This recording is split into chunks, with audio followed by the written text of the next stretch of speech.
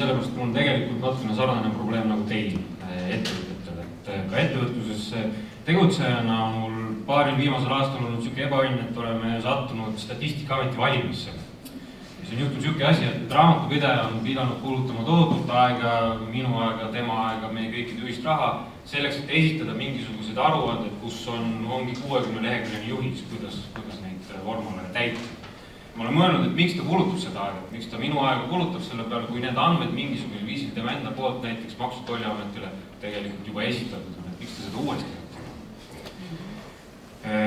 2016. aasta maksulaekumine oli natukene üle 6 miljardi euro ja te olete ka osa sellest 166 000 deklaratsiooni esitajast, kelle pealt see number kokku tuli. Ja teate, meil viisil see kokku tuli. 2016. aastal 97,5% sellest tuli vabatahtlike maksetele. Ainult 2,5% nõuti sisse siis maksuhalduri poolt. Ehk siis igakuiselt tuleb tohutu kogus andmeid Maksu- ja Tolliametisse vabatahtlikult ettevõtjate poolt, mille pealt arvestatakse maksud, tehakse veel mõned liigutused, mis teatud ulatus siis kahjuks lähevad sahtlisse. Äkki saab nende andmetega natukene midagi rohkem teha, äkki saab need andmed väärindada. Samamoodi mõtles Maksu- ja Tolliamet ja ta pöördus meie IT-mõju-uuringute keskuse poole Tartu Ülikoolis. Ja me ehitasime neile rida asju, näiteks me ehitasime neile rakenduse, mis prognoosib ettevõtete kogu müüki, töötajate arvu, ekspordimahtu 6–12 kuud ette tulevikku, kõikide sektorite kaupa, kõikide majanduse agregeerituskaupa kuni üksikute ettevõteteni välja.